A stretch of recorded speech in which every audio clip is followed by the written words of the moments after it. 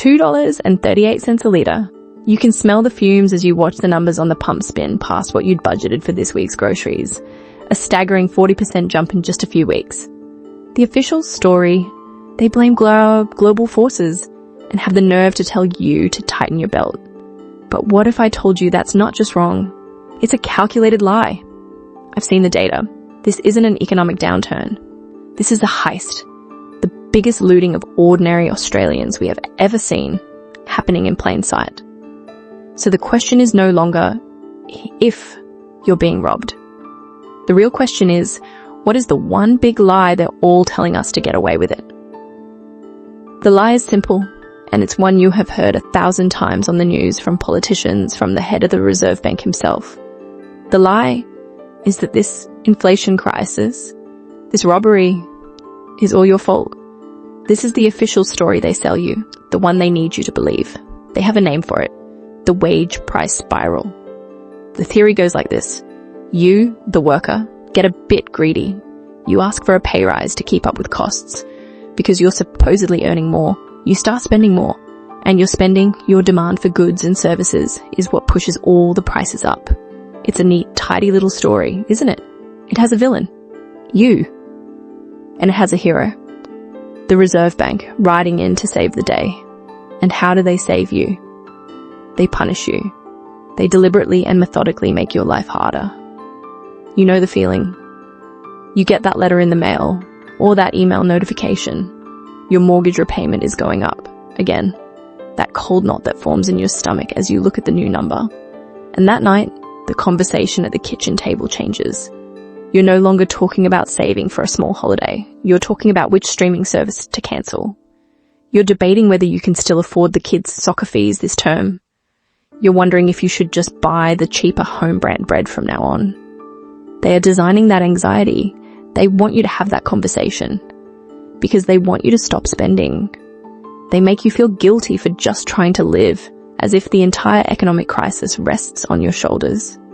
It is a perfect, calculated piece of psychological warfare designed to make you blame yourself or even your neighbor for asking for a pay rise.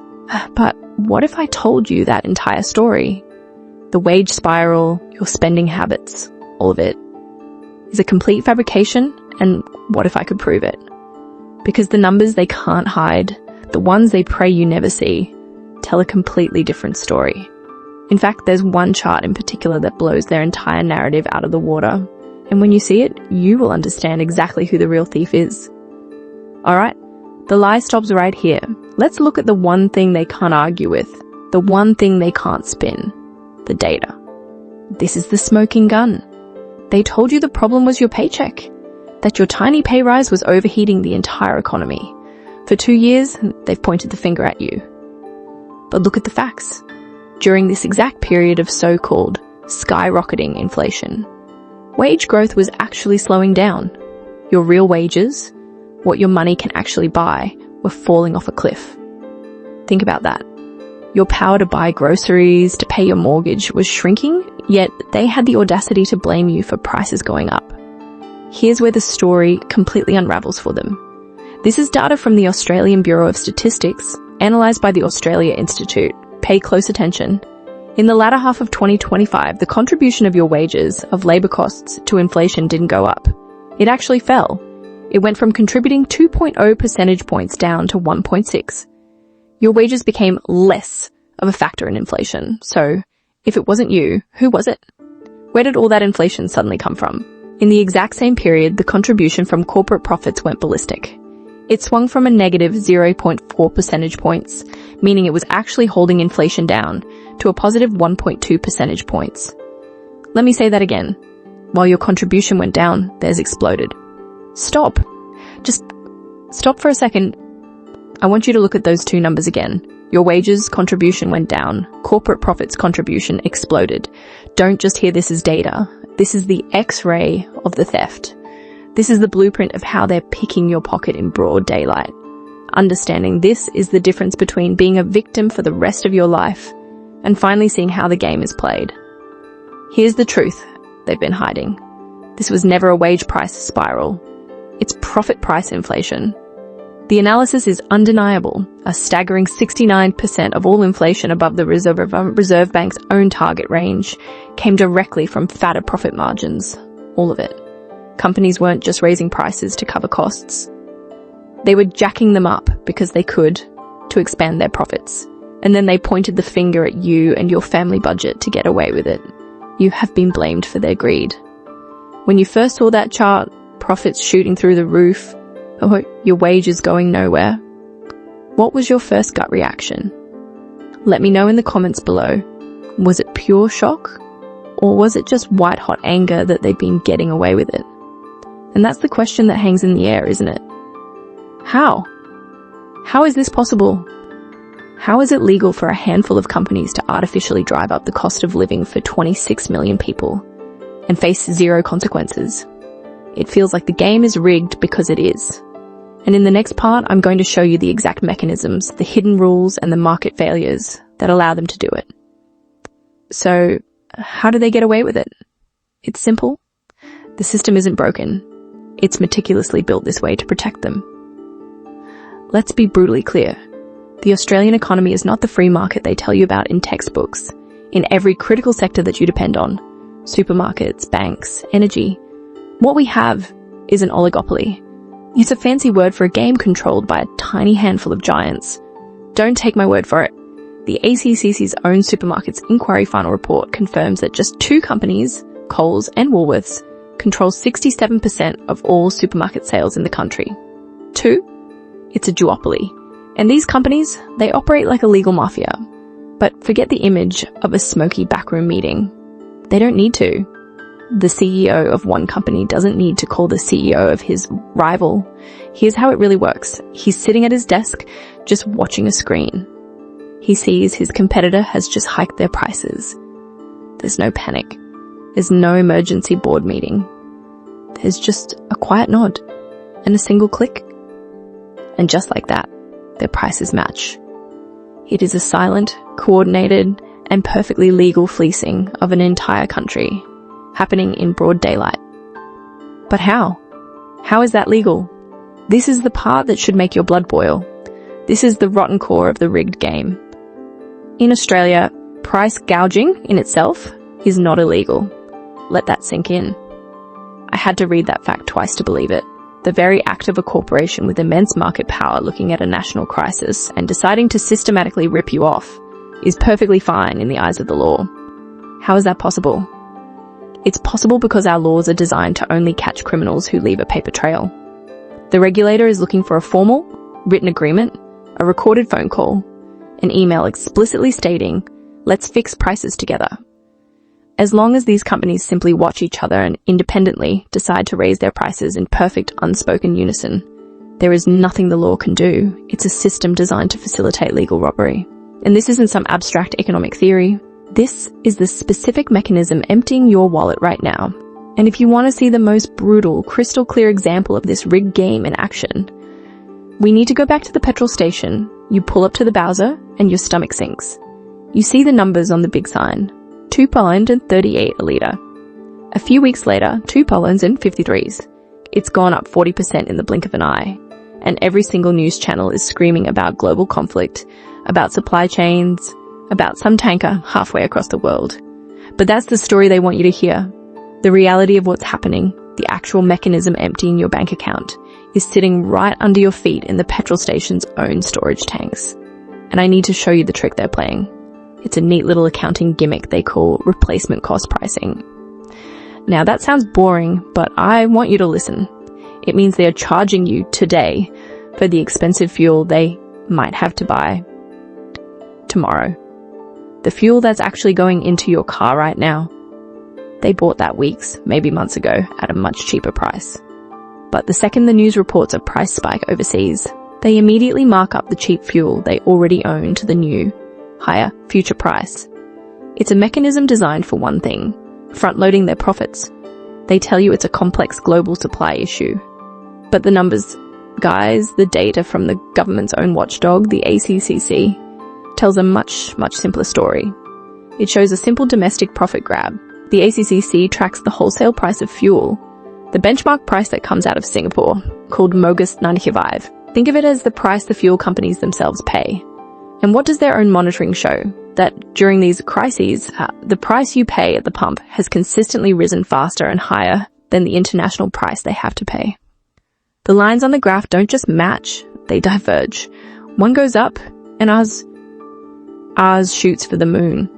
So that extra 50 cents per litre you paid yesterday, that extra $40 to fill the tank that made you decide not to go out for dinner, that money didn't go to a tanker in the Persian Gulf. It didn't go to pay for global uncertainty. The data shows where it really went. It went directly to the bottom line of the company that owns the station. It's the same scam, just with a different product, the same playbook we saw with the supermarkets, just playing out at the petrol pump. A crisis is just the best excuse they have for picking your pocket. So you see the data, you understand the mechanism. It's price gouging, clear as day. So the natural question is, surely someone is going to step in and stop this, right?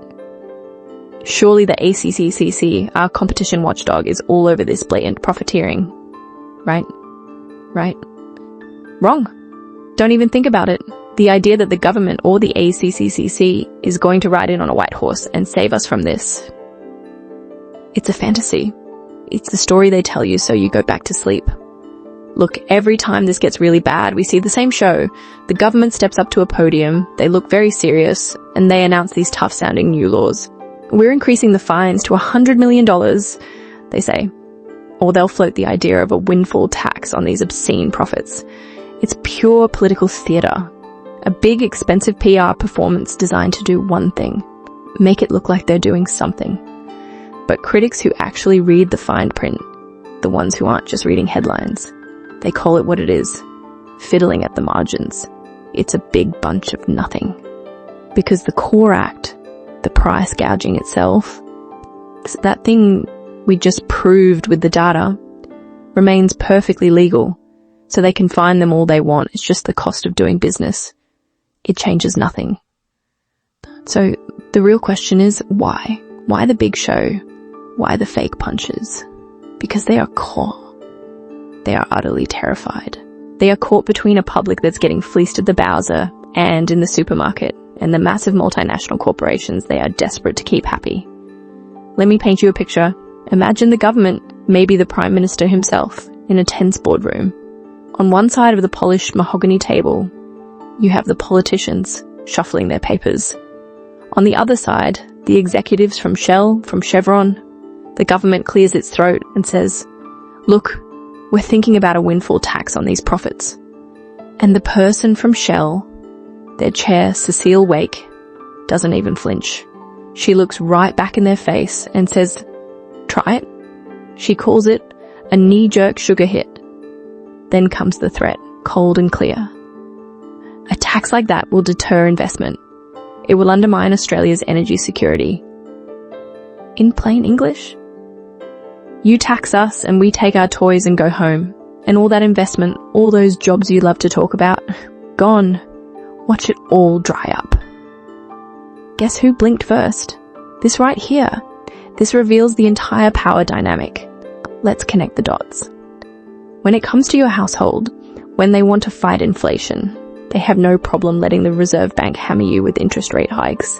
They will squeeze your family's budget until you can barely breathe. They don't hesitate. But the moment a corporate giant says, boo, they fold, they back down, they talk tough, and then they run for the hills. So, let this sink in. No one is coming to save you. Not the government, not the ACCC. You are on your own. But here's a thought that's been nagging at me. What if this isn't just weakness? What if it's not simple incompetence or a government that's just scared? When you see the same pattern repeat over and over again, you have to start asking different questions. What if this powerlessness is intentional? What if it's a feature of the system, not a bug? It raises a much darker possibility that this isn't a failure to regulate the market. It's an unspoken agreement on how the market is allowed to run. That unspoken agreement I mentioned, the one that feels like a feature of the system, not a bug, it's not a conspiracy theory, guys. It has a name, and it's one of the most important economic concepts you need to understand to protect your family's wealth. It's called Tacit collusion, And it's how they rig the game in broad daylight, without leaving a single illegal fingerprint. To understand it, let's get out of the spreadsheet and onto the street. Picture 2 petrol stations on opposite corners of an intersection. One morning, the first station raises its price by 15 cents a litre. Now, what does the owner of the second station do? Does he start a price war by keeping his price low to steal customers? No. He knows that would just eat into both of their profits. The most rational, the most profitable move is to simply look across the road, see the new price, and match it. No secret phone call needed. No backroom deal. They both silently agree to take more from your wallet. They both win. You lose. This isn't a rare event. It's the predictable outcome of a game. Now, scale that up from 2 petrol stations to our entire economy. An oligopoly where just a handful of giants control everything. Banking, supermarkets, insurance. This silent price matching isn't just possible. It's the default setting. And don't just take my word for it. The regulators know it. The Australian Competition and Consumer Commission, the ACCC, in its 2025 Supermarkets Inquiry, found that the market dominance of Coles and Woolworths gives them, and I'm quoting the report directly, limited incentive to compete vigorously on price. They are telling you to your face that the system encourages high prices. And it gets worse. A research paper from our own Reserve Bank, RBA paper 2025-05, confirmed that declining competition in Australia is a key driver of the higher price markups we are all being forced to pay. So you now have the mental model. Tacit collusion. It's clean. It's technically legal. And it's happening with your groceries, your mortgage, and your fuel every single day.